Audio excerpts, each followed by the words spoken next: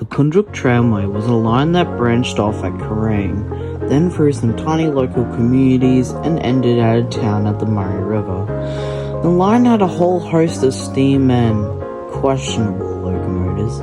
Why was this even built? And then diesel locomotives and rail cars when the VR claimed ownership in the 1950s. Then the line had an unfortunate end by 1981. However, despite the closure of this old line, lots of old structures and stations still survive adjacent to the Kerrang-Koondrook Road. And that will be the focus of today's video. Yes, this is a remastered video of the Koondrook Tramway, so let's get to it. In 1887, the Shire of Swan Hill decided to construct a new railway that would go on a route to Koondrook, with the branch starting at Kerrang. The construction was done under the Tramways and Country Districts Act of 1886, and by the time 1889 came, the Koondrook Tramway was open for service still under the Shire of Swan Hill, which would change later. It was a precise 311.400 kilometre line of track that served the stations of Kerrang, Pyramid Creek, Yereburn, Hickson's, Teal Point, Ganawara, and the terminus Koondrook. At the time, the line was used by random VR locomotives, with VR locomotive number 4, being Titania, was purchased by the Shire of Swan Hill to help run the tramway. At some point, this abomination that was called a rail motor was built and used on the tramway.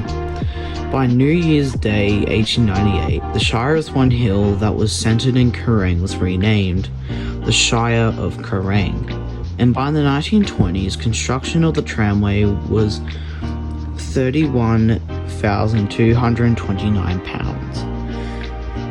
In 1921, T267 was purchased and also helped run the Koondrook Tramway that same year. The VR locomotive number 34 was then scrapped after it was later purchased by the Sunshine Harvester Works.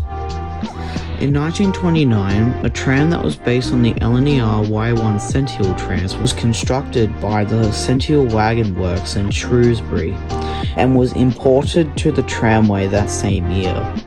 This would be the last official purchased locomotive for the Koondrook Tramway. In 1938, a description was written about a journey the author took on the Koondrook Tramway that would later be put in a 1971 edition of the Bulletin. In 1941, the Sential tram was withdrawn from service. Surprisingly, by the late 40s, the Koondrook Tramway had survived that long without being claimed by the VR. But it wasn't until 1952 when the VR claimed it. In 1952, the Sential tram that was withdrawn in 1941 was scrapped with no attempts to save it, even though it would be the only Sential tram Victoria would ever have in working order. Also around the mid-50s, T267 might have been scrapped as well, and that stupid looking rail car that would have been retired. Passenger services would later be served by a 102 horsepower Walker rail motor for school children and a variety of old diesels that pulled the freight services. This continued until the 70s, when the VR was starting to close lines that didn't require a passenger connection or a rail connection in general. The Koondrook Tramway was one of these unfortunate lines, with a passenger service suspending on the 6th of December 1976. On the 20th of November 1977, a rail fan farewell train was held with T356 pulling the special train. By the 3rd of March 1981, the Koondrook Tramway was fully closed for the tracks between the oil sidings near Kerrang Station and Koondrook Station being fully ripped up. Teal Point. Teal Point looks weird. It honestly looks like a very tiny hut with a very tiny platform. This has to be the smallest station ever on the VR that it was served for passengers. It just looks so funny to me. You have a huge diesel and then compared to a small shack on a wooden platform that could collapse. Teal Point could have at least had a larger platform, which it actually did. However, at some point, 2/3 of the platform was chopped off for unknown reasons. Hickson's. Hickson's station does look good, however it still does look small. Not as small as Teal Point, but still relatively small. However, the Koondrook Tramway wasn't really intended for mainline trains in mind, so I guess it doesn't really matter on how big it is.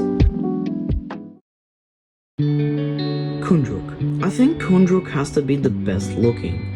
Despite all the stations practically being the same color of yellow with a red or brown roof, I like the design of Koondrook as it doesn't look like some random shack next to a train line with a wooden platform.